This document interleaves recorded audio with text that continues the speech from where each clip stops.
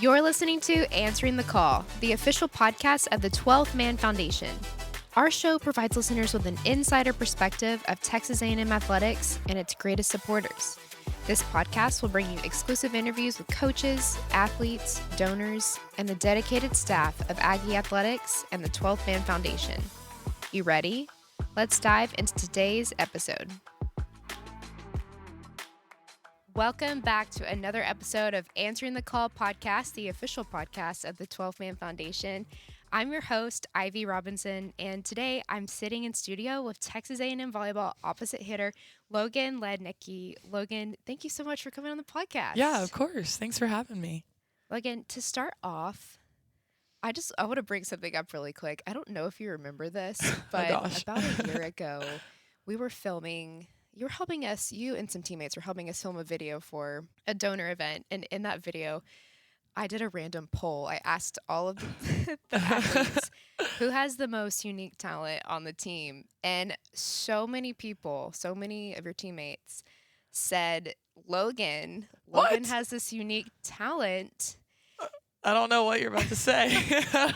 And it was that you could shake your eyes. Yeah. Oh my gosh. Do you remember that? Yes. I don't remember that, but I know this podcast is like audio only, so we can't like zoom in and prove that right now. But I can. I can do it, right? I mean, yeah. Okay, wait. Oh my gosh, it's crazy, guys. I wish y'all could see this. When did you learn that talent? Like, how did you discover you had this? Honestly, ability? I have no idea. I feel like it was back in elementary school. Honestly, I feel like I've always been able, or I don't know, like what prompted me to like, hey, let me try to shake my eyes. But yes, that's so funny that people said that was a secret talent. Oh my gosh. Yes. Goodness. That's so funny. I'll never forget that. Yeah. So funny. Logan, so to start, can you tell our listeners where you're from and where you graduated from high school? Mm-hmm. Yeah. So I grew up in Sugar Land, Texas. It's like 30 minutes south of Houston. And then I went to George Ranch High School. It's actually kind of funny. We were the Maroon Longhorns. So, yeah, it's kind of a newer school in 2010. And I'm pretty sure like the real story is like people couldn't agree on like, they like wanted to be the Longhorns because we were on some like land, just Texas, you know, but the Aggies of the city were like, like we're gonna put some maroon in there. So like I actually think that's what happened. So we were the Maroon Longhorns. This was like our wow. Like it almost seems like that should be in the same sentence. Right? I know. Yeah. So graduated from there. So what was your favorite part about that high school? And tell us a little bit about what you did in high school. Obviously volleyball, but did you do anything outside of volleyball? Yeah, I definitely got asked to do like high jump a few times, but club volleyball schedule is just so insane that I could never, which I kind of like looking back, wish I would have tried to make it work just for fun, try something different. But I don't know, I had a really good high school experience. Like it was a big 6A fun high school. I had a really good group of core friends that I went all throughout high school with, and none of them played volleyball. So I think that was kind of special to, you know, have them in my life throughout high school, like have that outlet from volleyball just because it can get consuming sometimes. So having them was awesome. But yeah.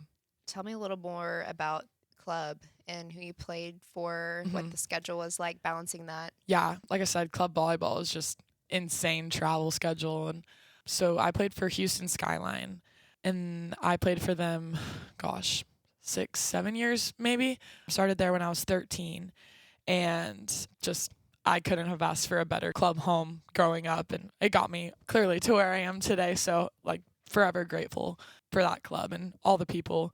I mean, Jen, now my assistant coach, she was the owner of the club when I was there. And so forever grateful for her and Mitch, her husband too.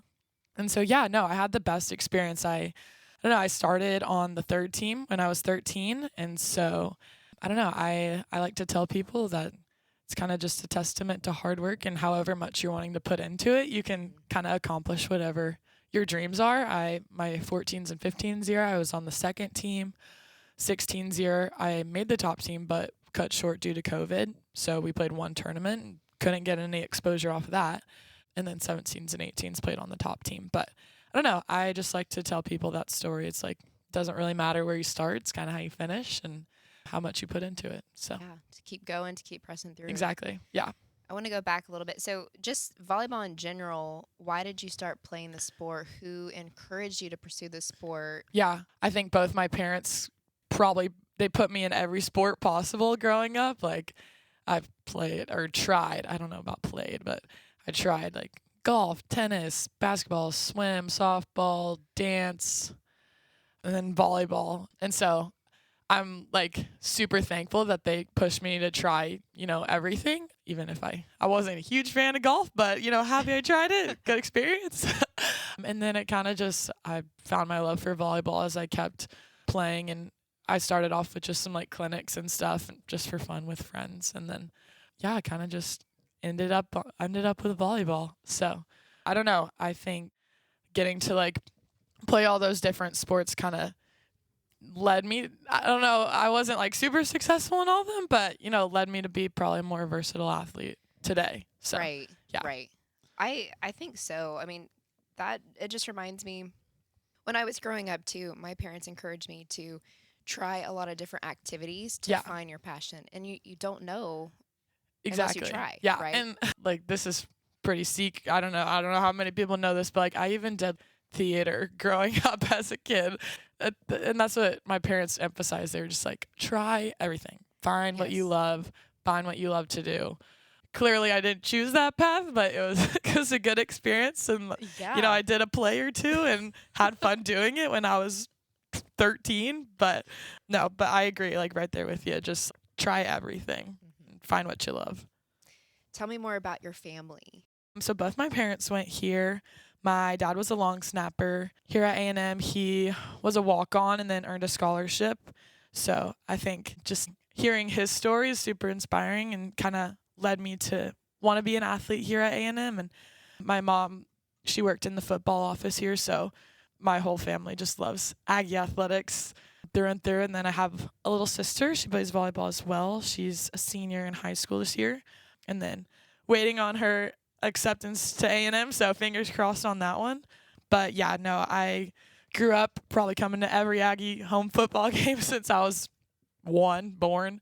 Gosh, that's so fun. Do you have a favorite memory? Oh yeah, 7 overtime LSU game for Oh, sure. yes. Like Yes. me, I was 15 maybe, I guess. So it was just funny, like me and my 12, 13-year-old sister like rushed the field with all like They were just we were "What like is in the going middle of the on?" core guys. We were like, "Oh, this is so awesome. Like I so want to come here." But no, I have never heard Kyle so loud in my life, and like I don't know, that was just so surreal to get to like see in person. Still have the ticket hanging on my wall in my room at home, and just like I don't know. That's awesome. That was so awesome. But Aggie football in general, I mean, we grew up coming to the tailgates, and I don't know, I think my parents like putting us in that experience like led me to just love A&M so much and get to see like the spirit that people talk about, and like get to be a part of it growing up. And now I love getting to share that with some of my teammates who don't understand it as much coming in, and like transfers who have never even heard of A&M before this. I love getting to share the experiences that I've had that make it so special here, and then like them starting to understand it. It's really cool to see. So That's incredible. So your passion for this university and appreciation for the traditions, it goes way back. yeah, Yeah. way back for sure. So do you remember the very moment you decided that you wanted to play volleyball in college? And did you always have your sights to play at Texas A&M, or did you Yeah. consider any other universities? Honestly, like I kind of mentioned it, but like growing up, I never really thought I could play at A&M. I just didn't think I was good enough. Realistically, I probably wasn't at a time. And so when I got a little bit older, it started becoming more of a reality, I guess, and started to get some more looks. And I don't know, I always thought my dad would be like, only A&M, but like when I started the recruiting process, he helped me so much, like keep my options open. Just one, for the experience, like take the visits, go see other places. Like all I known was A&M growing up, and I think him helping me out and seeing like just look was super cool just from him. So yeah, no, I took some visits other places. I definitely wanted to stay in the South. I don't like the cold. I like ruled out any any Midwest or like North school, I was not doing that. No snow. No, absolutely not. So yeah, definitely looked at some SEC Big 12 schools. But at the end of the day, as I took those visits, I always just kept coming back to A&M. And just like, I would like compare it back to A&M, I guess, and just be like, at the end of the day, if I'm not playing volleyball, this is where I want to be. Like, if tomorrow I had to quit volleyball, I would want to be going to school here. And I think that was the biggest thing in like making my decision. So, yeah. Yeah. It's like when you remove the sport aspect of it, which is a huge part of your story, obviously. But when you think about the university itself and the education here and the Aggie network and the connections you would make, I mean, it's just, it's like the connections I had to the school growing up and then the connections I'll have after. Like you said, the Aggie network and like the ring, like that is just so important to me just for like the future, because volleyball is not going to last forever. And so if I were to have a degree from anywhere, I'd want it to be from here. So staying on that note of Texas A&M and education, what are you studying here? Yeah, I'm a kinesiology major. So not sure what I want to do with that at all, but the goal is to play volleyball as long as I can and then figure it out from there. So what made you pick kinesiology? Was it just... Well, at first I wanted to be a PT, but after my freshman year going through injury myself, I was like, absolutely not. I do not want to do this anymore. I love every PT that I've had here and they're all awesome, but knowing myself, I would not want to be doing their job. But yeah, so I don't know what I want to do anymore, but that's okay. I got time. Do you have a favorite class? As hard as anatomy has been this semester, it's interesting. Like, it's finally something that I'm interested in. I think I'm now in my more core classes of actual kinesiology stuff. I feel like I've been burnt out on my chemistries and biologies and finally getting to do something I'm interested in. So as hard as it's been like fun to get to learn about stuff I care about.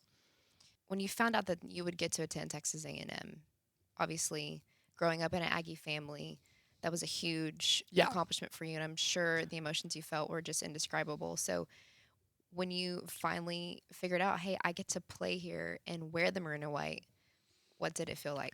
I can't even put it into words. It was just almost like a weight off my shoulders. Like, wow, like this is real. This can be a reality for me. And it was just all the pieces finally coming together. And I don't know. It's like, I literally can't describe, indescribable feeling. I'm like smiling just thinking about it. Now I get this experience that I always wanted and it's all playing out. So I always like to ask this question to our student athletes because everyone has a different perspective and different journey. But how do you balance the demands of being both a student and an athlete? Yeah, it's definitely not easy, not sugarcoating it at all. Like, it is hard work.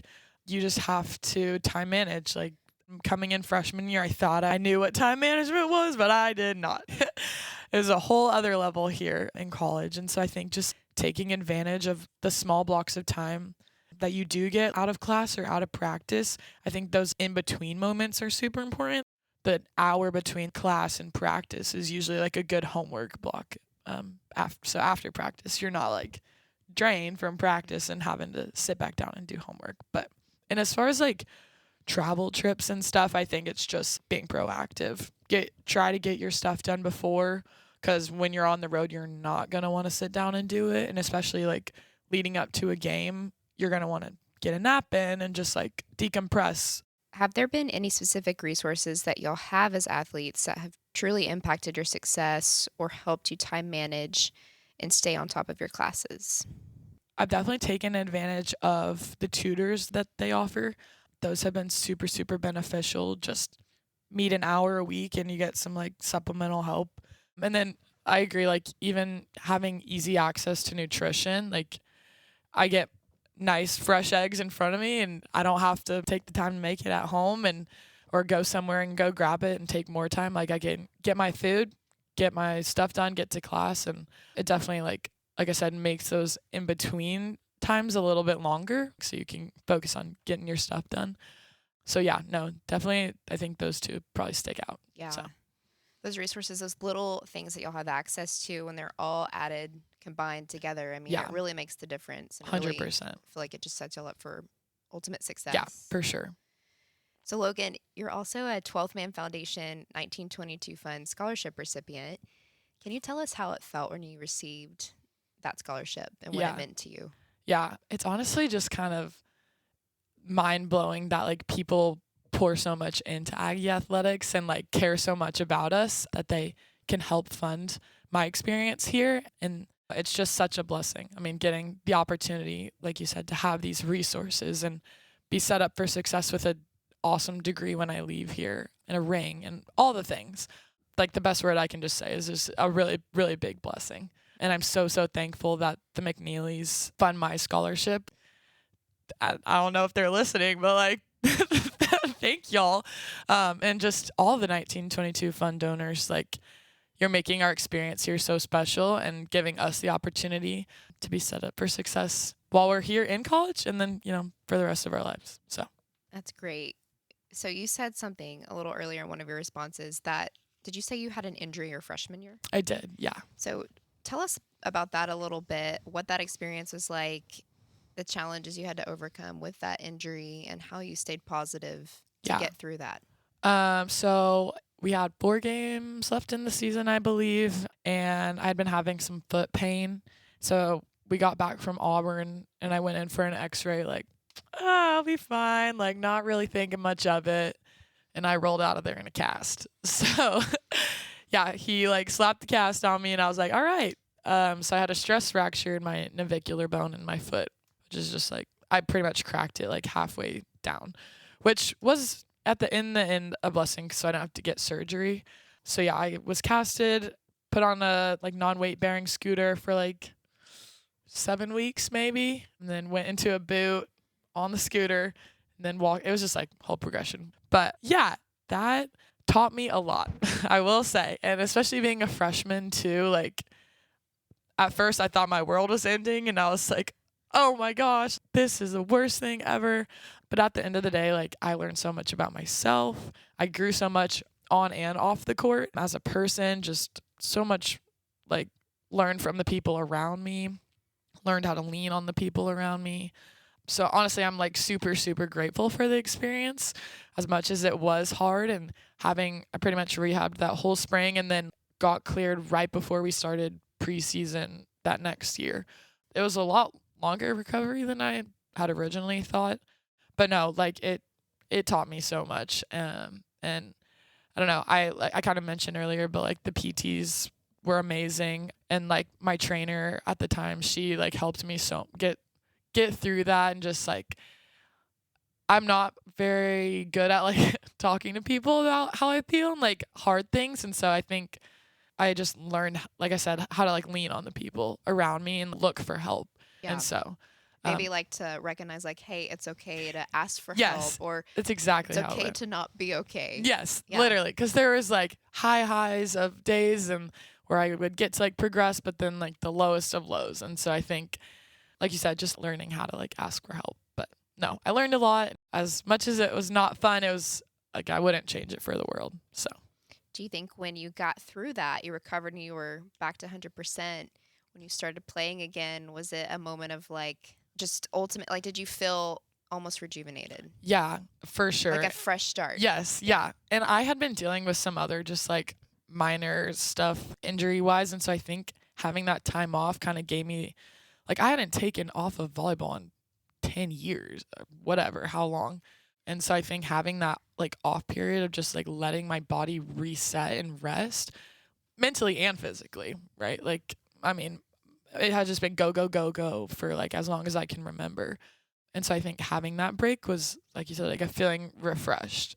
And just like, I just remember like taking my first swing again. And it was like, all the coaches around me were like tearing up. I was like, oh my gosh. No, yeah. It was so awesome. Just testament to how hard I had worked to get back to, how it was. And probably makes you appreciate those in-game moments even more, right? Yeah. Like having to sit and like watch, just it makes you appreciate the time that you have on the court so much more. And so now that's another thing it taught me, is just like not taking the days that I do have playing for granted. Because, I mean, everyone says it goes fast, and I'm already a junior. Like, where did the time go? It really does go fast. And so now playing my third season, like, it's just so thankful for, like, every game I get to play, every practice I get to go to. Because it's easy to lose sight of that and, like, the nitty gritty of things. Like, when you're in season, going, traveling, practice, blah, blah, blah. But no, I'm like, it definitely taught me that. So let's talk about the program this season.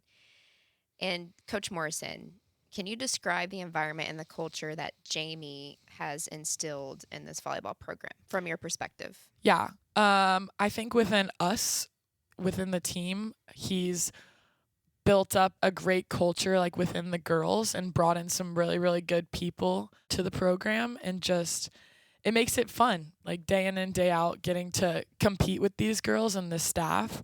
It's just a super competitive environment, and that in practice translates directly to the court. And I think it's just set us up for success. And then also, like, what he's helped build as a fan base, and, like, bringing more students into the games and getting, like, the alumni involved and, like, the volleyball alumni involved. Like, he's made a big push to include them in more things and, like, have alumni weekend.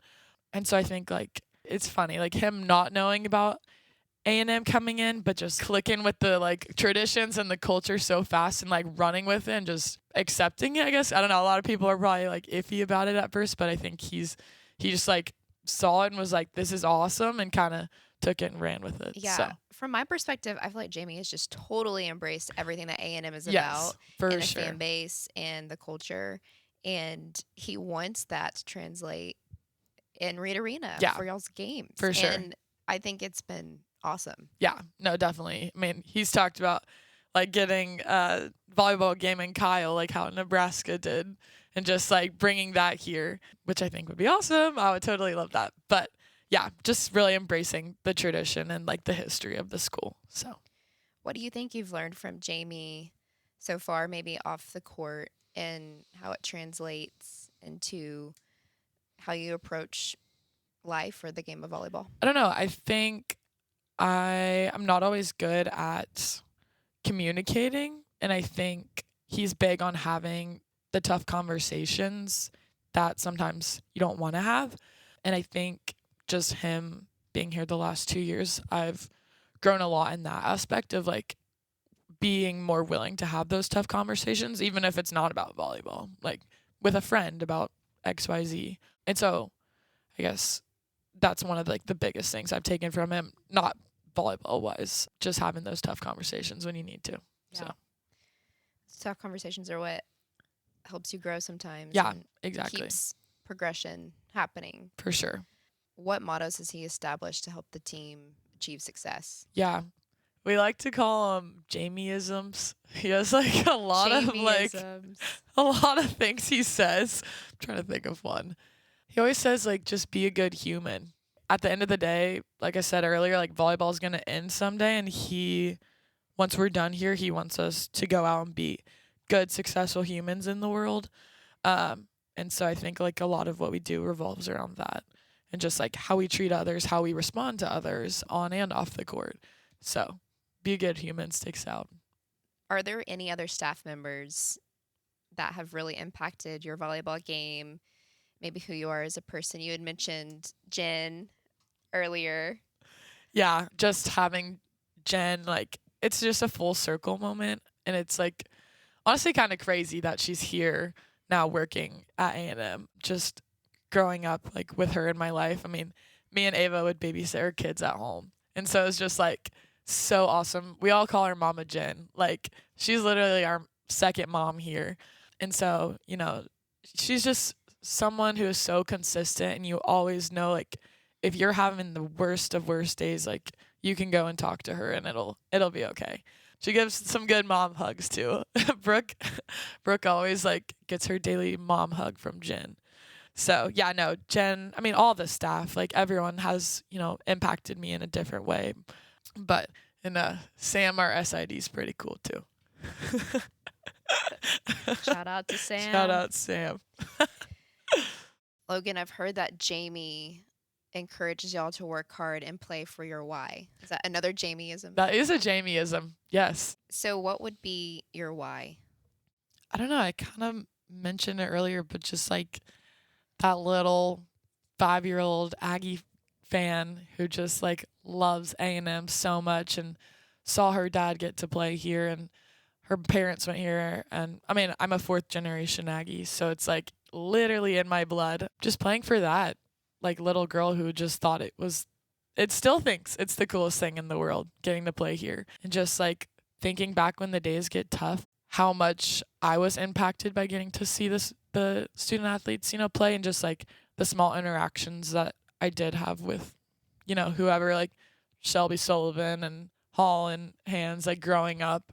I think back, like now I'm in their shoes and I'm seeing these little girls in front of me. I'm like, that was me one day. And like, I know how much getting to interact with them impacted me, even if it was just like a smile or a wave. And so I think playing for like that little girl, that was me, and then all the little girls and just kids in general that come to watch us play, and like that like magic that you feel almost. So for those younger generations, and maybe there's a young volleyball player out there who's listening to this podcast. Yeah. What would be your message of encouragement to them to pursue the sport, to keep at it, to work hard for their dreams of maybe playing volleyball in college? Yeah. You have a dream and it might seem like so far away, but it's not. Like it can become a reality. And so just work hard for what you really, really want. Like find what you love first. Like if it's kind of a like maybe like I don't know, but find what you love and like set your eyes on that goal and just like keep working hard for it. 'Cause like I said, it doesn't matter where you start, right? Like I started on the 3rd team when I was 13. If you put the work into it, all the things will click together. Like it'll happen the way it's supposed to. So to wrap up, Logan, what are your future goals beyond your time at Texas A&M? I mean, I would like to play volleyball as long as I can and, have a successful pro career. And I've done a few things with USA Volleyball. So ultimate goal would be an Olympian. Like I've always watched the Olympics and just thought it was the most amazing experience getting to compete for your country, and getting to rep USA would be beyond amazing. And so that's definitely a goal for me, is to become an Olympian. And then beyond that, I don't know. We'll see. You got to practice with the national collegiate team this summer, right? Yeah. Can you tell us a little bit about that? This summer I went to Anaheim, California, and trained as a part of the collegiate national team. And just some really, really high-level volleyball with some awesome people. And we got to train while the senior women's national team was leading up to Paris this year. So like we would get off the court and practice and they would come on, and it was just like we got to sit and watch them practice with Karch, the head coach, and just get to hear from him and kind of pick their brains a little bit about what it took to get there. And it felt like I was like back in my like 10-year-old shoes again. I was like fangirling all over again. And I'm like 20 years old. Like it was just the coolest experience. And so, yeah, I don't know. That's the ultimate goal one day. So, yeah. Team USA. Yes. Watch out, she's coming. All right, Logan. Well, thank you so much for coming on the podcast today. This has been great, and appreciate you sharing your story. Yeah, no, of course. Thanks for having me. Thank you for joining us on another episode of Answering the Call, the official podcast of the 12 Man Foundation. A special shout out to our incredible podcast producer, Megan Hoffman, and to 12 Man Productions for their generous use of this studio. We also extend our heartfelt gratitude to every donor and every season ticket holder for always answering the call through loyal support of Texas A&M athletics and our student athletes. We will be back soon with more content. Thanks, and giggle.